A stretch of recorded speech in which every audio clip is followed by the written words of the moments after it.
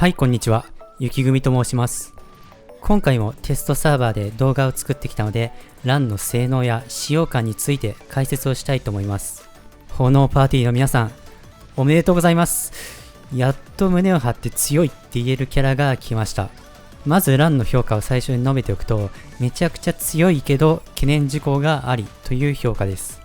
ではまず LAN の強みと懸念事項についての解説をしていきます。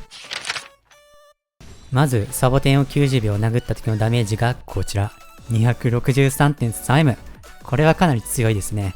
攻撃力が34000なのでフェンリルと同等かそれ以上の位置に収まったと思います。どうしてこんなにダメージが出るのかというと、ランというキャラが装備をしているだけで裏からバフとデバフを巻きつつダメージを出してくれるキャラだからなんです。任意の武器で通常攻撃または回避攻撃をした時にターゲットの周りに飾り羽が生成されます。そしてこの飾り羽が相手にデバフをかけ、自分にバフをかけ、さらにダメージも出してくれるというキャラになっています。このダメージ量がかなり高くて、先ほど挙げたサボテン画像でもランのダメージが3割以上占めてるんですね。ランは連携スキルとスキルを打ってすぐに引っ込めるだけなので、かなり DPS の上昇に貢献しています。もう一つの特徴が消費弾薬を増加させるというバフです。簡単に言ってしまうと、1回のアナベラの回避攻撃で4回分のクロスファイヤーを打てます。この4回分のクロスファイヤー、ダメージ、エナジー注入、シールドブレイクが全て4倍になっています。ただし消費弾薬と回避バフの消費回数も4倍になっているのでご注意ください。このバフのおかげで2回アナベラで回避攻撃をすれば弾薬を全て消費することができるので、瞬間火力がとても上がるとともに攻撃ができないタイミングがあっても安定してダメージが出せるんですね。それにアナベラをすぐに引っ込めてバフをかけ直したりということもできるので、立ち回りの快適さと DPS が大幅に上昇します。このバフの恩恵を大きく受けることができるのはトリック弾で、ランページ弾ではほぼ意味がないのでご注意ください。この弾薬消費バフのおかげでシールドが一瞬で割れます。アリシヒの幻なら回避攻撃2回で8割くらいは削れちゃいますね。しかもランのスキルと連携スキルもかなりシールドブレイク力が高いので、シールドブレイクで困ることはもうなくなります。もう一つのランの大きな強みはスキルの不屈効果とダメージ軽減効果です。スキルのモーションによって飾り羽を3つ移動すると8秒間ダメージ軽減効果と不屈効果が付与されます。そしてスキルの CD は12秒なので、戦闘時間のほとんどを不屈効果とダメージ軽減効果を付与した状態で進行することができます。さらにスキル中は完全ダメージ無効なので、かなりパワーがあるスキルですね。これが本当に使い勝手が良くて、今までのイライラが全て解消されます。またランは合気武器としても設計されていて、合気編成でのパワーも非常に高いです。どの編成とも非常に親和性が高くて、合気をやるならもはや必須と言えるレベルの武器になっています。その場合ラン無凸でほとんど仕事はできますが、3凸で相手に攻撃力減少のデバフをつけることができるので、高難易度で合気を使いたいというのであれば3凸を目指すことをお勧めします。合気編成の中で特にピックアップして紹介したい編成が2つあります。1つ目は空中合気。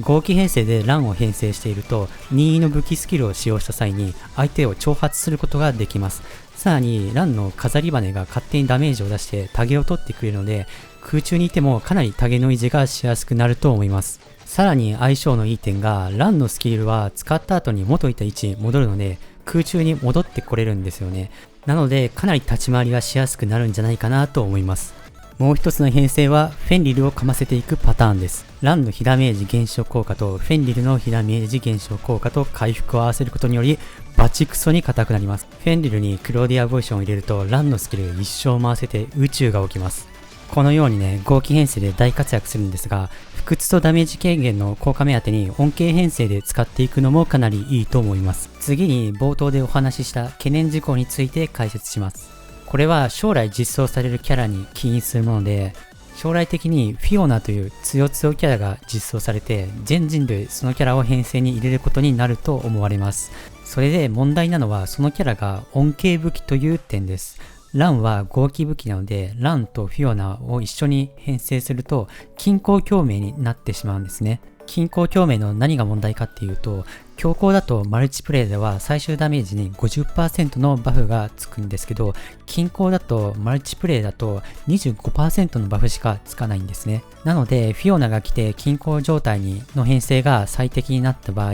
他の属性と比べて少しダメージが落ちてしまうという事態が予見されています。さらにおそらくフィオナから次の炎武器までに1ヶ月か2ヶ月くらい間が空くと思われますので、その期間は結構苦しい期間になるんじゃないかなと思われます。それでは次にランの編成、ポリション、突別の DPS について解説していきます。まず編成別のダメージの比較です。一番ダメージが出たのがラン、アナベラ、リンヤの編成。それ以外はかなり DPS が落ちてしまいました。次にボリション別のダメージの比較です。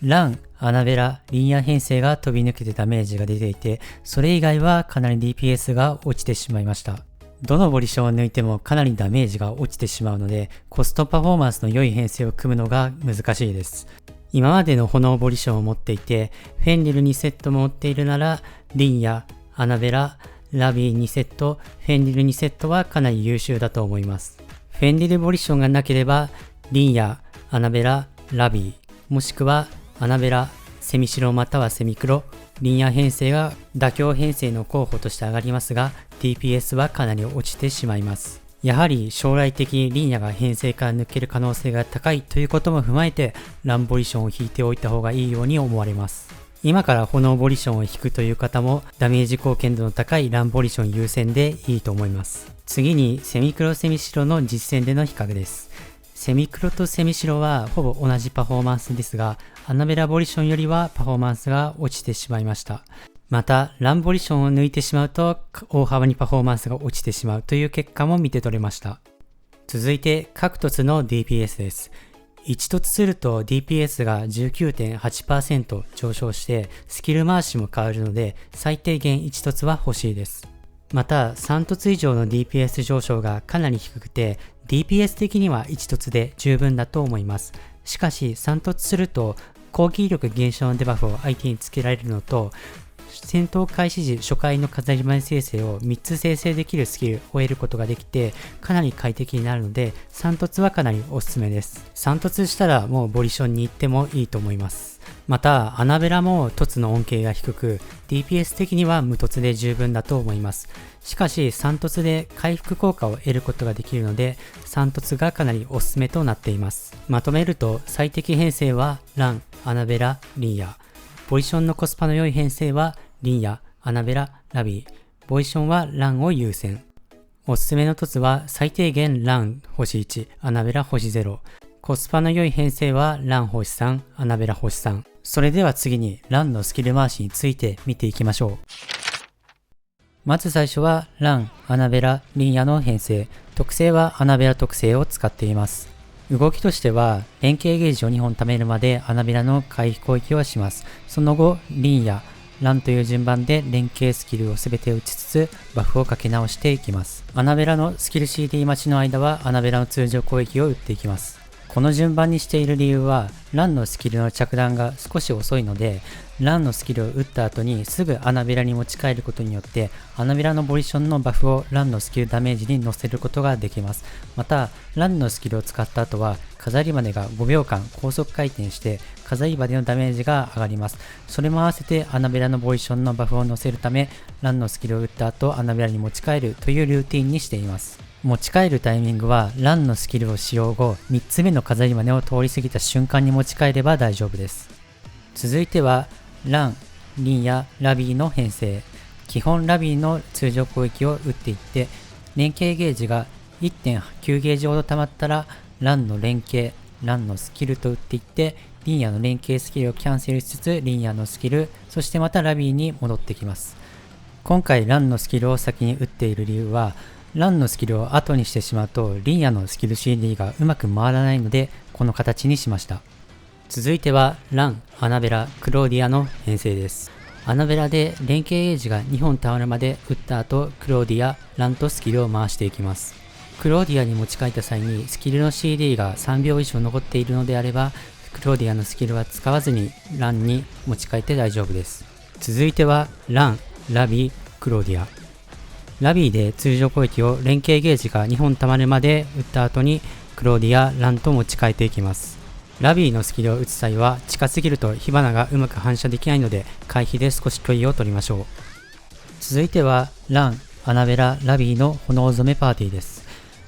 まずアナベラで連携ゲージが1本溜まるまで回避攻撃を打ちます。連携ゲージが溜まったら連携をキャンセルしつつラビーに持ち替えて通常攻撃を打ちます。また、ラビーの通常攻撃で連携スキルが溜まったらランの連携スキル、ランのスキルを打ってアナベラに持ち替えます。このパーティーはアナベラのスキル CD を頭で管理する必要があって、ラビーの通常攻撃を打っている際のエナジーためがなかなかたまらない際は、ランの連携スキルを打たずに、ランのスキルを打ってすぐアナベラに持ち帰るというムーブが必要になるため、かなりめんどくさいです。各編成のサボテン1分半完全版動画も別に上げていますので、気になる方はそちらも合わせてご覧ください。概要欄にリンクを貼っておきます。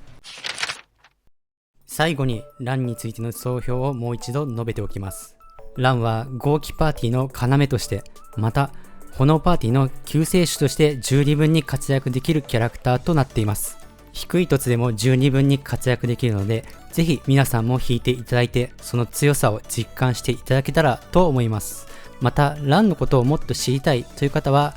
モーションやアニメーション集の動画やサボテン動画なども上げていますので、そちらもご覧ください。概要欄にリンクを貼っておきます。